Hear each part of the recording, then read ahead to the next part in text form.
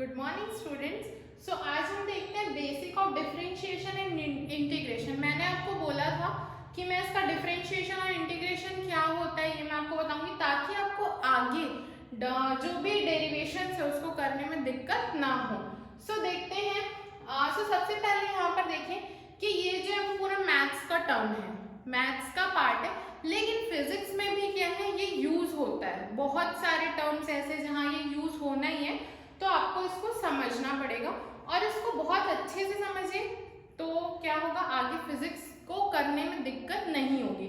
सो आप जानते ही हैं कि कैलकुलस, ये जो पोर्शन है वो कैलकुलस के अंदर आता है। कैलकुलस दो पार्ट में, एक होता है डिफरेंशिएशन या डेरिवेटिव कह सकते हो, और दूसरा होता है आपका इंटीग्रेशन।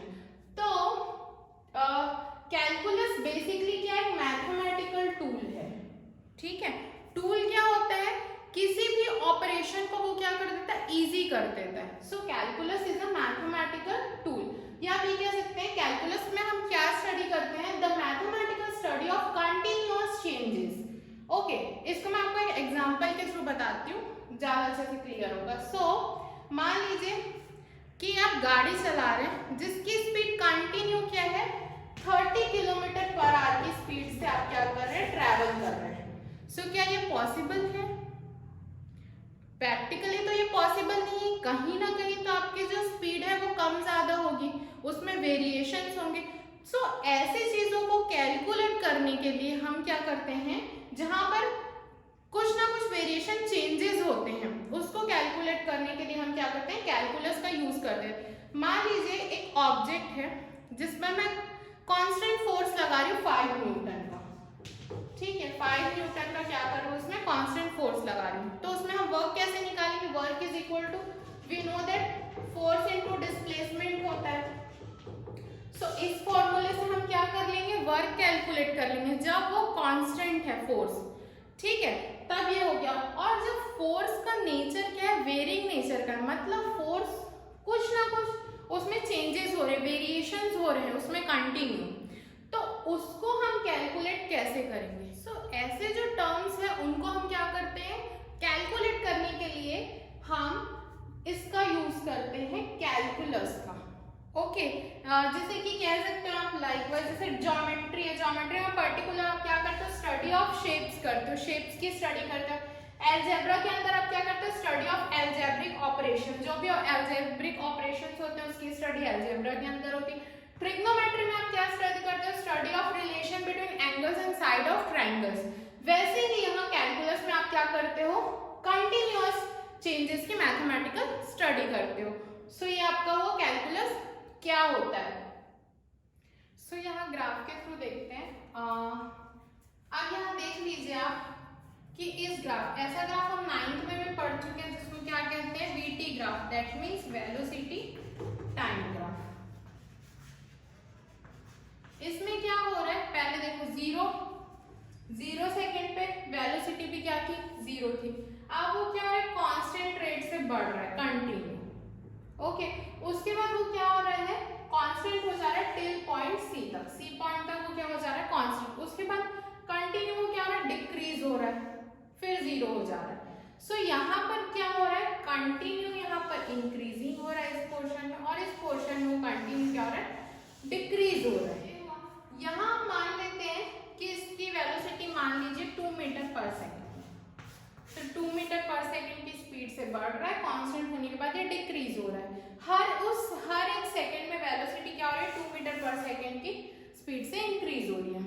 अब देखिए, मान लीजिए आपका ग्राफ ये है, ऐसे ग्राफ है, तो क्या होगा, इसमें वेलोसिटी क्या हो रही है, कंटिन्यू इंक्रीज हो रही है। पहले क्या था इसमें कि कम इंक्रीज हो रही थी, अब उसके बाद क्या होता है, वो इंक्रीजिंग रेट उसका क्या हो जाता है, ज्यादा हो जाता है। सो ऐसे में हम क्या करेंगे, इसके लिए जहां कंटिन्यूअसली चेंजेस हो रहे हैं, ऐसे में हमको क्या करना पड़ेगा, एक्सेलरेशन ऑब्टेन करना पड़ेगा। वो कैसे करेंगे, जैसे यहाँ पर हर पॉइंट पे क्या करेंगे, टेंजेंट ड्रॉ करके। अब देखिए इसको हम क्या करते हैं, छोटे छोटे पॉइंट्स में डिवाइड कर देते हैं। मान लीजिए ये ऐसे छोटे छोटे पार्ट्स में बांट दिए। बांटने के बाद हम इसमें क्या करेंगे, एक्सेलरेशन ऑब्टेन करेंगे। सो इंस्टेंटेनियस फॉर्मूला होता है a is equal to dv/dt। जैसे आपने वेलोसिटी का पढ़ा है वैसे यहाँ एक्सेलरेशन का भी होता है a is equal to dv/dt। dv/dt वो क्या शो करता है, rate of change of velocity. So ऐसे केसेस जहां पर आपका जो चेंजेस है वो कंटिन्यू हो रहा है, कंटिन्यूअस चेंजेस होता है, ऐसे केस को हम किसके अंदर सॉल्व करते हैं, किसके अंदर पढ़ते हैं, कैलकुलस के अंदर। सो कैलकुलस के अंदर दो चीजें, डेरिवेशन और इंटीग्रेशन। इंटीग्रेशन क्या है, ये कंबाइन करता है, मतलब जोड़ना, छोटे छोटे पार्ट्स को कंबाइन करता है। और जब मैं कहूँ डेरिवेशन मतलब समझ जाना कि इंटीग्रेशन का उल्टा, ये क्या करता है, चीजों को डिवाइड करता है, बांटता है छोटे छोटे पार्ट्स में। सो देखिए इसके अंदर ये क्या होता है, calculating gradient of a curve. Gradient क्या होता है, ऐसा नहीं जो कंटिन्यू इंक्रीजिंग और डिक्रीजिंग वाला जो नेचर होता है ना, उसे हम कहते हैं ग्रेडियंट। तो ये क्या करता है, ग्रेडियंट ऑफ अ कर्व को कैलकुलेट करता है। और इंटीग्रेशन क्या करता है, एरिया वगैरह जो रहते हैं उसको कैलकुलेट करता है। यहाँ देखिए इसके रियल एप्लीकेशंस क्या, calculating instantaneous velocity, acceleration etcetera को ये क्या करता है, क्या इसका एप्लीकेशन है। और इसके अंदर हम क्या करते हैं, कैलकुलेट करते हैं एरिया और वॉल्यूम को। सो ये हो गया। अब यहाँ पर देखिए डेरिवेशन और ये अपोजिट है एक दूसरे। So basically they are opposite of each other, दोनों एक दूसरे के अपोजिट होते हैं। dy/dx ये आपका डेरिवेशन है और इंटीग्रेशन ऑफ y dx ये आपका क्या है, इंटीग्रेशन है। सो डिफरेंशिएशन ऐसा होता है, यहाँ क्या होता है, इसको हम कहते हैं derivative of y with respect to x, और यहाँ ये हो जाता है इंटीग्रेशन। ओके, तो ये हो गया आपका integration of y with respect to x। So ये आपका हो गया डिफरेंशिएशन। और इंटीग्रेशन क्या होता है, अब इससे रिलेटेड जो फॉर्मूला है उसको हमको लर्न करना है। सो अब हम देखते हैं डिफरेंशिएशन के फॉर्मूले। ये मोस्ट इंपॉर्टेंट चीज है, आपको फॉर्मूला याद करना ही है। अगर फॉर्मूले ही याद नहीं है तो आप आगे ना तो डिराइव कर पाओगे और ना ही कोई क्वेश्चन आप सॉल्व कर पाओगे। So this is most important. So आप इसको अच्छे से समझिए और इसको आप लर्न कीजिए, ठीक है। सो देखते हैं इसके फॉर्मूला। फर्स्ट है आपका d/dx कांस्टेंट का वो होता है डेरिवेशन 0। मान लीजिए यहाँ पर इसे कांस्टेंट क्या कह रहे हैं, नंबर है, जैसे कि ये हो गया d/dx और यहाँ पर दे दिया 5, तो 5 एक नंबर है, इसका डेरिवेशन क्या हो गया 0। यहाँ पर अगर उसकी जगह क्या देता है, d/dx sin 30 दे देता, ठीक है, तो वो भी 0 होता। क्यों 0 होता, क्योंकि sin 30 की वैल्यू क्या आती है 1/2। 10th में आपने ट्रिग्नोमेट्री पढ़ा तो उसमें ये था, तो 0। अगर log 40 दे दिया, log 50 दे दिया, तो उसकी भी वैल्यू क्या आएगी 0। सो कोई भी कांस्टेंट हो उसका डेरिवेशन क्या होता है आपका 0 होता है, ठीक है। अब यहाँ पर लिखते हैं second, d/dx x is equal to 1। यहाँ पर अपने ही मतलब जैसे कि x के रिस्पेक्ट में जो डेरिवेशन होता है वो क्या होता है 1, मतलब किसी भी फंक्शन का उसी फंक्शन के रिस्पेक्ट में डेरिवेशन हमेशा क्या होता है 1 होता है। अगर यहाँ पर y रहता dy y के रिस्पेक्ट में तो वो 1 आता। सो ये ऐसा होता है। थर्ड है आपका d/dx x to the power n is equal to n x to the power n minus 1। यहाँ n एक नंबर है, मान लीजिए ये क्या है आपका d/dx x to the power 5 है, तो हम इसको कैसे सॉल्व करेंगे। अब देखिए यहाँ पर n दैट मीन्स ये है तो 5 आ जाएगा। उसके बाद x लिख दिए, n minus 1 n that means 5, so 5 minus 1, तो यहाँ क्या हो गया 5x टू द पावर 4, ये आपका हो गया आंसर। तो d/dx x to the power n is equal to n x to the power n minus 1। अब आपका नेक्स्ट है d/dx log x है अगर, तो उसका होता है आपका 1/x। d/dx kx है, वेयर k क्या है, कांस्टेंट है, तो x का x के टर्म में 1 होता है, सो कांस्टेंट बचा तो इसका क्या होता है constant. So d by d x के एक्स इज इक्वल टू के, मतलब हमेशा कांस्टेंट ही रहेगा। अब देख लीजिए कुछ ट्रिग्नोमेट्रिक फंक्शन है जिसका भी हमको ये कहेगा ना डेरिवेशन, तो वो क्या होता है।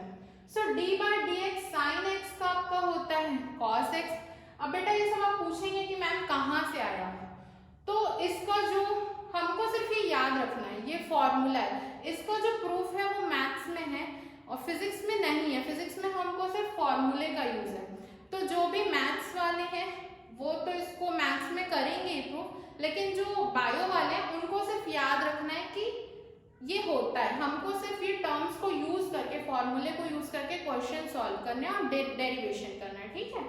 अब देखिए d by d x cos x का क्या होता है minus sine x, tan x का sec square x, sec x का sec x tan x, cot x का माइनस कोसेक स्क्वायर एक्स और कोसेक एक्स का कोसेक एक्स कॉट एक्स, ठीक है। यहाँ पर ये हो गया, ये हो गया आपके ट्रिग्नोमेट्रिक फंक्शन के डेरिवेशंस। उसके बाद हम देखते हैं और भी फॉर्मूला, जैसे कि आपका d by d x e to the power x, e यहाँ पर क्या है एक्सपोनेंशियल फंक्शन है, एक्सपोनेंट है।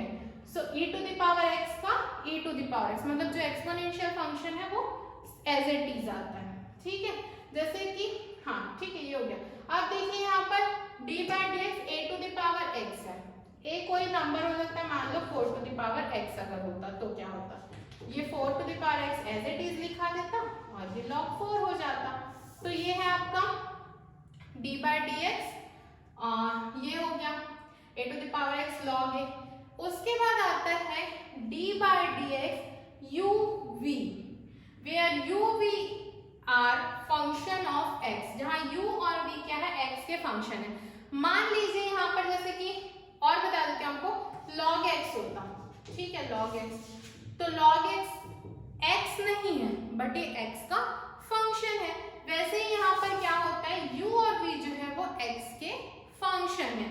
तो यहाँ पर ये क्या हो गया, देखो पहले u as it is derivative of v d by d x v, plus फिर v को एज इट इज रखना और क्या रखना d by d x u का, मतलब first function as it is रहेगा, ये फर्स्ट ये second, first as it is differentiation of second plus second as it is और डिफरेंशिएशन ऑफ फर्स्ट। उसके बाद नेक्स्ट है आपका d by d x u bye v, ये भी वैसे ही आपका v dx पहले v second function derivative of first minus first derivative of second upon v square.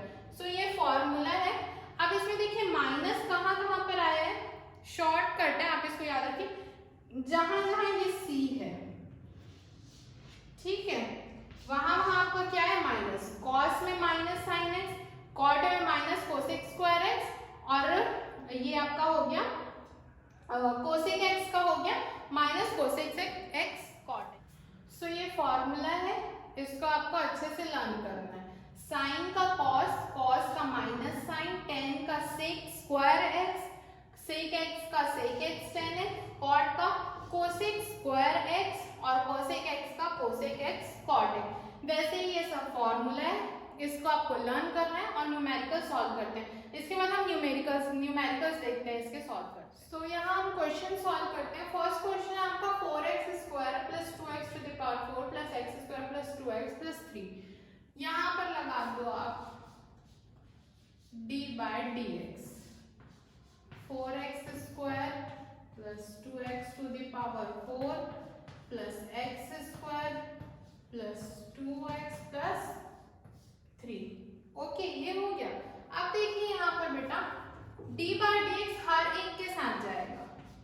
So d by d x 4x, sorry 6 है ना, 6 plus d by d x 2x to the power 4 plus d by d x x square plus d by d x 2x plus d by d x 3। अब देखिए यहाँ पर कैसे होता है, आपको फॉर्मूला पता है x to the power n का क्या होता है आपका n, x to the power n minus 1। यही फॉर्मूला यहाँ पर लगाना है। कांस्टेंट टर्म्स है बाहर निकाल देंगे, जैसे कांस्टेंट है 4 बाहर आ जाएगा d by D x to the power 6। सब में ऐसे ही होगा।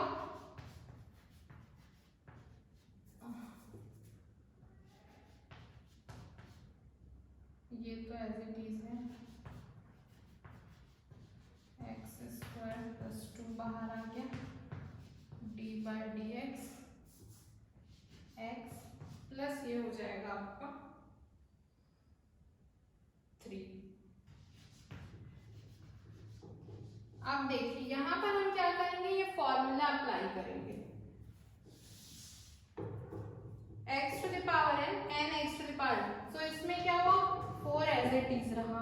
अब देखिए इसमें x टू द पावर 6 में, तो n यहाँ पर क्या है 6 है, तो ये क्या हो जाएगा 6, इसको ऐसे लिख दो 6 x to the power 6 minus 1 5 plus 2 x to the power 4 का क्या हो जाएगा 4 सामने, x to the power 4 minus 1 3 plus यहाँ पर क्या हो जाएगा 2 x to the power 1 plus ये हो जाएगा x का x के रिस्पेक्ट में मैंने बताया था कोई भी फंक्शन उस फंक्शन के रिस्पेक्ट में 1 होता है, सो यहाँ ये क्या रह जाएगा सिर्फ 2 प्लस कोई भी कांस्टेंट का मैंने बताया था आपको 0 होता है, सो ये हो गया 0। अब यहाँ पर ये हो गया 6 4 जा 24 4 2 जा 8 2x plus 2, so this is your answer। ऐसे सॉल्व होता है, बहुत इजी है, बस आपको फॉर्मूला पता होना चाहिए और उसको सॉल्व करना चाहिए। ठीक है, एक बार और देख लो, यहाँ पर डिफरेंशिएट करना विद रिस्पेक्ट टू x और डी बाई डी एक्स सबको लिख दो, एक एक के साथ आप क्या लगाओ डिफरेंशिएशन, उसके बाद आप फॉर्मूला लगा के इसको क्या कर दो डिफरेंशिएट कर दो, सो ये आपका क्या हो जाएगा आंसर है आपका log 4x plus 2 का निकालना है आपको। सो यहाँ पर देखो फॉर्मूला आपको पता है d by D x, log x का क्या होता है 1 बाई एक्स। सो यहाँ पर हम लिख देते हैं पहले तो आप ऐसे लिखेंगे इसको d by D x log 4x plus 2। तो यहाँ पर ये हो गया 1 अपॉन 4x plus 2, ठीक है ये हो गया इसके अकॉर्डिंग, बट यहाँ पर क्या आएगा 4x plus 2 है उसका भी होगा। इसको एक एग्जांपल से आपको बता देते हैं, जैसे छोटा वाला लेते हैं sin 2x में, ठीक है मेरे को इसका निकालना है डिफरेंशिएशन sin 2x का क्या है। सो sin का तो हमको पता है cos होता है, सो ये भी क्या हो जाएगा cos 2x, लेकिन अगर यहाँ पर एग्जैक्ट मतलब sin x होता तो ये क्या हो जाता डायरेक्टली cos x हो जाता, खत्म हो जाता, लेकिन यहाँ पर क्या sin 2x है, सो x भी क्या है 2x भी क्या है x का फंक्शन है, तो यहाँ पर 2x का भी होगा, सो ये क्या हो जाएगा into d by D x of 2x, सो यहाँ पर ये हो जाएगा cos 2x और इसका क्या हो जाएगा x के रिस्पेक्ट में 1, सो यहाँ पर बचेगा 2, सो this is cos 2 cos 2x। वैसे ही यहाँ पर 4x plus 2 का भी होगा क्योंकि वो भी x का फंक्शन है, सो यहाँ पर ये क्या हो जाएगा d by D x 4x plus 2, सो ये आपका 1 अपॉन 4x plus 2 रहा। यहाँ पर अलग अलग कर दीजिए इसको, फिर आप d by D x 4x plus d by D X 2, तो ये हो गया 1 upon 4x plus 2 into x का x पे रिस्पेक्ट में 1, सो ये क्या हो जाएगा 4 और ये है आपका 0, सो ये आ गया आपका 4 upon 4x plus 2, so this is your answer, ये है आपका आंसर। कुछ नहीं, यहाँ पर log x का हो गया 1 बाई x, उसके बाद आपका यहाँ पर क्या हो गया 4x plus 2 भी x का फंक्शन है, तो इसको हमको एक बार क्या करना है अलग से डिफरेंशिएट करना है, सो ये आपका हो गया आंसर। तो देखिए नेक्स्ट क्वेश्चन आपका है sin 2x plus 3, इसको कैसे करना है सेम जैसा बना था d by D x sin 2x plus 3। So यहाँ ये क्या हो जाएगा, साइन एक्स का we know that cos x होता है, सो यहाँ पर साइन एक्स का लिख देते हैं हम कॉस 2x प्लस 3। बट फिर यहाँ पर वही चीज है कि 2x प्लस 3 भी x का फंक्शन है, सो ये और होगा d by D x is equal to 2x plus 3। So यहाँ पर ये हुआ cos 2x प्लस 3, अलग अलग हो जाएगा, पहले dx का 2x था फिर dx का 3 के साथ। मैं यहाँ शॉर्ट में कर रही हूँ, आप इसको पूरा लिखेंगे है ना। सो x का x में रिस्पेक्ट में तो ये चलो कर ही देते हैं 2x plus d by D x 3। सो ये क्या हो जाएगा आपका cos 2x प्लस 3 इंटू यहाँ पर रहेगा 2 और ये होगा 0। So this 2 cos 2x plus 3, this is your answer. ठीक है, समझ में आया ये? बहुत सिंपल है, पहले इसको different d by D x करना, उसके बाद फॉर्मूला लगा के बस सॉल्व करना है। नेक्स्ट हम देखते हैं आपका है log x sin x। ये क्या होता है, मैंने आपको फॉर्मूला बताया है d by D x u v। ये आपका मान लीजिए u है और ये आपका v है, दोनों क्या है x के फंक्शन है। First derivative of second plus second derivative of first. ठीक है, सो ये क्या हुआ आपका u, यहाँ पर क्या log x, तो पहले हम लिखेंगे log x को, ठीक है। उसके बाद d by D x, v क्या है यहाँ पर sin x है, तो ये क्या हो जाएगा sin x प्लस v क्या है आपका sin x, तो sin x as it is रहा।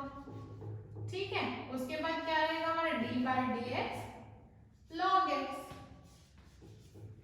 First function as it is derivative of second plus second as it is derivative of first, तो ये हो गया। फॉर्मूला याद रहना चाहिए तभी ये सॉल्व होगा, नहीं तो आप नहीं कर पाएंगे। ठीक है, log x तो ऐसे ही रहा, sin x का हमको पता है cos x होता है, प्लस sin ऐसे ही रहा, log x का 1 बाई x। सो यहाँ x और x कैंसिल मत कर देना, वो x बाहर का और ये एंगल के अंदर का है। ठीक है, सो ये क्या हो गया आपका log x cos x plus sin x by x, ये हो गया आपका आंसर। और क्वेश्चन देखते हैं, क्वेश्चन नेक्स्ट क्वेश्चन है आपका 4x। यहाँ कौन सा फॉर्मूला लग रहा है, a to the power x, ये a है, ये उसका power x। So a to the power x का क्या होता है, यहाँ पर रहता है a to the power x log a। So देखिए यहाँ पर क्या होगा d by D X 4 to the power 4x। So यहाँ पर 4 टू द पावर 4x पहले एज इट इज रहा a to the power x। Okay, उसके बाद ये क्या हो जाएगा log a है, मतलब log 4। यहाँ पर अगेन 4x x का फंक्शन है, so d by D x 4x। So यहाँ पर 4 to the power 4x log 4 into x के रिस्पेक्ट में 1, सो यहाँ पर बचेगा 4, सो 4। ये आपका आंसर है।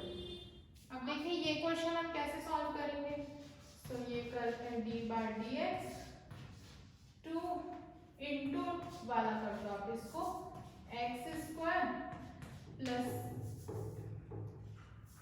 7 इंटू 1 अपॉन रूट x।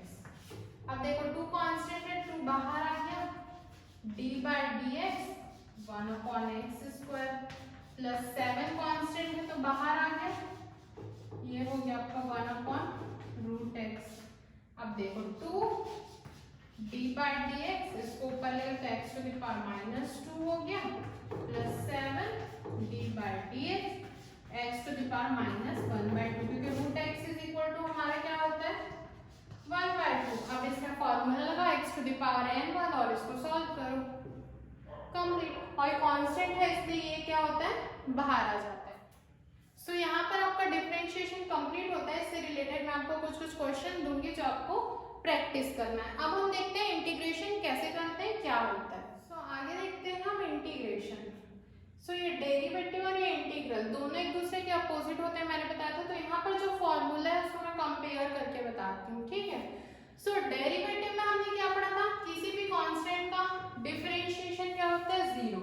सो यहाँ क्या हो जाएगा, जीरो का इंटीग्रेशन क्या देता है, कांस्टेंट देता है, दोनों एक दूसरे के अपोजिट है, ठीक है। यहाँ x का x के रिस्पेक्ट में डेरिवेशन 1 देता है। सो यहाँ क्या होगा, 1 का इंटीग्रेशन x होगा प्लस c। प्लस c क्यों लिखे ये मैं आपको आगे बताती हूँ, पहले आप ये फॉर्मूला देख लीजिए। यहाँ पर x to the power n is equal to n x to the power n minus 1 था। यहाँ x to the power n का क्या हो जाएगा, x to the power n plus 1 upon n plus 1। मान लीजिए जैसे यहाँ पर ये x टू द पावर 3 दिया हुआ है, चलो यहीं पर मैं लिख देती हूँ x to the power 3 dx। इसको मुझे करना है तो मैं क्या करूंगी, x टू द पावर ये हो जाएगा 3 plus 1 upon 3 plus 1 plus c। तो ये क्या हो जाएगा x to the power 4/4 plus c। तो ये आपका क्या होगा, आंसर होगा, है ना। तो वापस से लिख देते हैं यहाँ पर 0 dx is equal to constant. अब यहाँ पर नेक्स्ट है आपका एक्सपोनेंशियल का एक्सपोनेंशियल होता है, यहाँ पर भी एक्सपोनेंशियल का एक्सपोनेंशियल होगा प्लस c। उसके बाद log x का 1/x, यहाँ पर 1/x का क्या हो जाएगा, log x plus c। a to the power x का derivation, a to the power x log a होता था, यहाँ क्या हो जाएगा a to the power x log a का इंटीग्रेशन आपका हो जाएगा a to the power x by log a plus c। Sine का cos था, यहाँ cos का साइन होगा, cos का यहाँ पर माइनस साइन था, सो यहाँ साइन का क्या हो जाएगा minus cos plus c। tan का sec स्क्वायर x था, यहाँ पर sec स्क्वायर x का क्या हो जाएगा tan x प्लस c।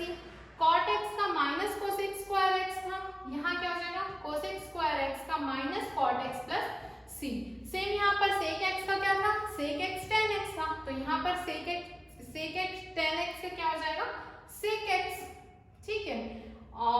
सो ये आपका हो गया इंटीग्रेशन का। आप मैं बताती हूँ यहाँ पर c जो लिखी हूँ वो क्या है, क्यों लिखे हैं हम। यहाँ पर देखिए मैंने प्लस c आपको बताया था, तो प्लस c क्यों लगता है एग्जाम्पल के थ्रू। तो एग्जाम्पल है आपका x to the power 3 plus 5, इसको हम डेरिवेशन करते हैं। तो ये क्या हुआ, सिंपल आप सीखते होंगे, दोनों के साथ लगेगा ये, इसका हो जाएगा 3x² क्या लगेगा x to the power n is equal to nx to the power n minus 1 फॉर्मूले से।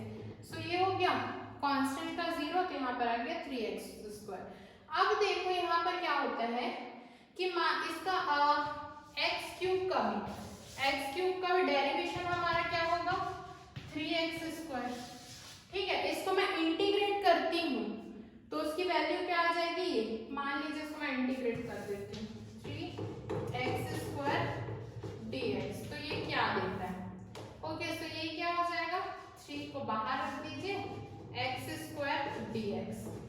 फॉर्मूला इसका होता है x to the power n dx is equal to क्या हो जाएगा, ये होता है आपका x to the power n plus 1 upon n plus 1 plus c, ठीक है। सो यहाँ पर ये क्या हो जाएगा आपका 3 तो एज इट इज रहा, इसका हो जाएगा आपका x to the power 2 plus 1 3 और नीचे 2 plus 1 3 plus c।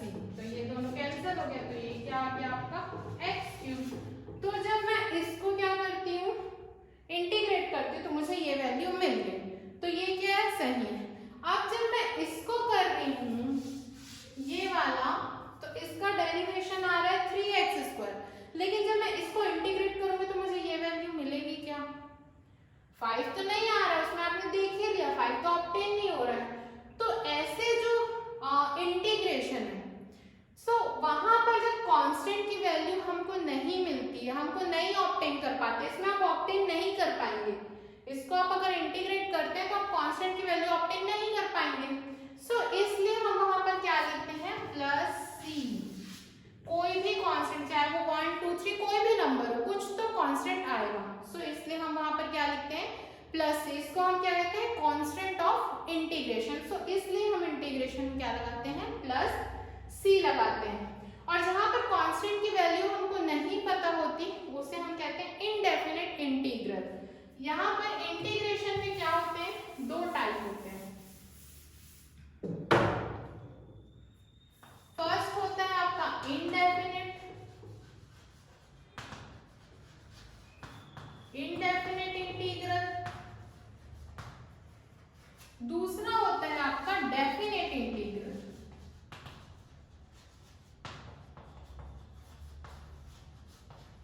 Indefinite integral में जहां पर हमको कांस्टेंट की वैल्यू नहीं पता होती, जहां पर हम प्लस सी लिखते हैं, वो हमारी होती है इंडेफिनेट इंटीग्रल। और जहां कांस्टेंट की वैल्यू हमको पता होती है, उसको हम कहते हैं डेफिनेट। यहाँ कुछ लिमिट दी हुई होती है, जैसे 5 हो गया, 3 हो गया, तो ये ऐसे लिमिट दी हुई होती है जिसके थ्रू हम क्या करते हैं, कांस्टेंट ऑब्टेन करते हैं। इसको कैसे करते हैं, सिंपल जैसे हम डेरिवेशन करते हैं वैसे ही करेंगे, लास्ट में बस हम इस लिमिट को लगा देते हैं और कुछ नहीं। जब हम न्यूमेरिकल करेंगे तो ये चीज आपको और क्लियर हो जाएगी। सो इसमें भी हम यूवी वाला देख लेते हैं, जैसे हमने उसमें किया था, यहाँ डिफरेंट है यूवी का इंटीग्रेशन। सो देखिए यू फर्स्ट और ये सेकंड, ठीक है। First function as it is integration of second minus derivative of first integration of second, whole का क्या करेंगे, इंटीग्रेट करेंगे, ठीक है। First function as it is, second का इंटीग्रेशन, फिर जो फर्स्ट फंक्शन का डेरिवेटिव लेना है, सेकंड को इंटीग्रेट करना, पूरा सब, उसके बाद लास्ट में क्या करना है, सबको इंटीग्रेट करना है। इसे हम कहते हैं इंटीग्रेशन बाय पार्ट्स। न्यूमेरिकल में बताऊंगी, उससे वो चीज क्लियर हो जाए। सो क्वेश्चन देखते हैं, इंटीग्रेट करना है विद रिस्पेक्ट टू एक्स। ये ऐसा पहले लिख देते हैं हम, +2 dx। अब देखिए यहाँ पर अलग अलग कर लीजिए,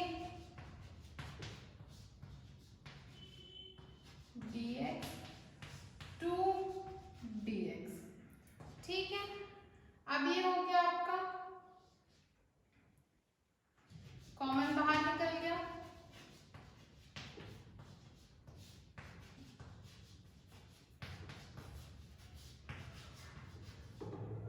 यहां हो गया 4।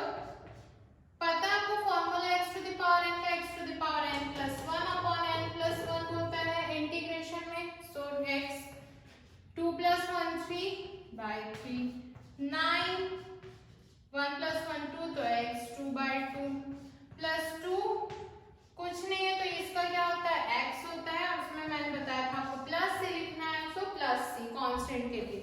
सो ये हो गया आपका 4x³ by 3 plus 9x² by 2 plus 2x plus 3। This is your answer.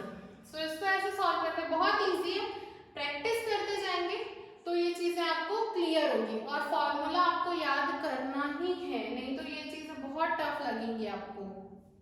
सो अब हम देखते हैं नेक्स्ट क्वेश्चन, जो है आपका लिमिट वाला, जो मैंने बताया था डेफिनेट इंटीग्रल का होता है। सो 3x² प्लस 5 dx है ना। सो इसको भी पहले आप वही कर लीजिए, अलग अलग कर लेते हैं हम। 5 dx, कांस्टेंट बाहर निकाल लीजिए, 5 बाहर निकल गया, ये हो गया आपका dx। उसके बाद 3 यहाँ पर है, 2 4 इंटीग्रेट कर देते हैं इसको। आपको पता है x to the power n is equal to क्या होता है, x to the power n plus 1 upon n plus 1। So यहाँ पे वैसे होगा 2 प्लस 1 3, सो ये हुआ x³ बाय 3। लिमिट है तो लगाना पड़ेगा आपको ऐसा, प्लस 5 1 का x। सो यहाँ लगा आपका लिमिट ये।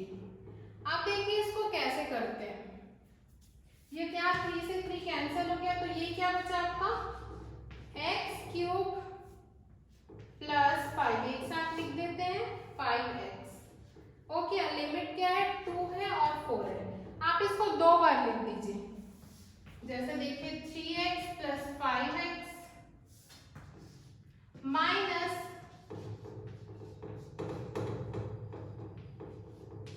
ये, और ये है आपकी लिमिट। एक बार आप यहाँ पर रखिए x is equal to 4 upper limit, और यहाँ पर रखिए x is equal to 2 lower limit x की जगह। तो यहाँ पर आपका हो गया 4 क्यूब प्लस 5 इंटू 4 माइनस यहाँ पर क्या हो गया, x की जगह आपको 2 रखना है, lower limit 2 cube plus 5 into 2, ये आपका हो गया 64 प्लस 20 माइनस यहाँ पर हो गया आपका 8, 2 का क्यूब 8 प्लस 10, सो ये हो गया आपका 84 माइनस 18, माइनस कर लीजिए 66 आएगा आपका आंसर। सो ये हो गया इंडेफिनिट इंटीग्रल। कुछ नहीं करते, बस जैसे हम इंटीग्रेट करते आते हैं, इंटीग्रेशन करना है यहाँ तक, उसके बाद लिमिट लगा देना, एक बार अपर लिमिट और एक बार lower limit, upper limit minus lower limit, value put कर देना है, सॉल्व कर देना है। सो ये आपका हो गया डेफिनेट इंटीग्रल का। सो नेक्स्ट क्वेश्चन हम देखते हैं x cos x dx। ये दो फंक्शन है, ये x फर्स्ट एक फंक्शन है और cos क्या है, दूसरा फंक्शन है। सो यहाँ पर u v वाला टर्म आ गया, ठीक है, ये फॉर्मूला इंटीग्रेशन बाय पार्ट्स का। अब यहाँ पर देखिए u किसको ले, v किसको ले, ये हम कैसे डिसाइड करेंगे। यहाँ ऐसा नहीं होता कि x पहले तो x u हो गया और v बाद cos बाद में है तो cos v हो गया।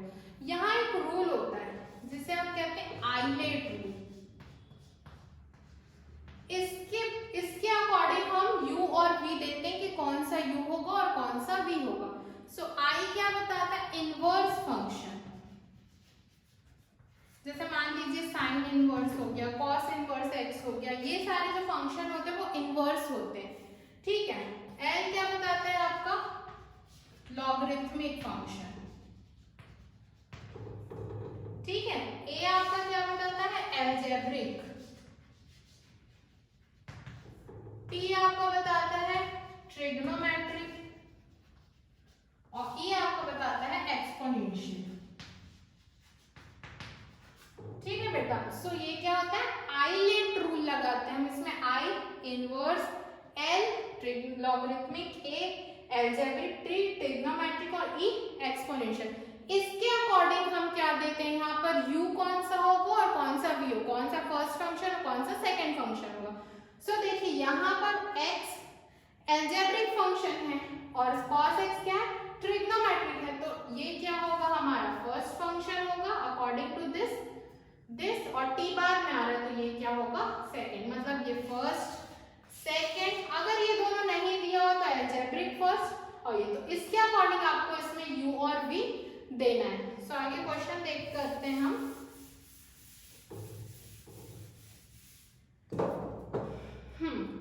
सो देखिए यहाँ पर हमारा u क्या है, x है, और v क्या है, cos x है। वैल्यू पुट कर जाते हैं, x एज इट इज रहेगा, cos x dx minus du, मतलब u क्या है, x है, तो d बाय dx, और यहाँ पर ये हो जाएगा x, ठीक है। फिर v का इंटीग्रेशन है, सो ये होगा cos x dx और पूरे का integral. x as it is रहा, cos का क्या होता है, साइन होता है,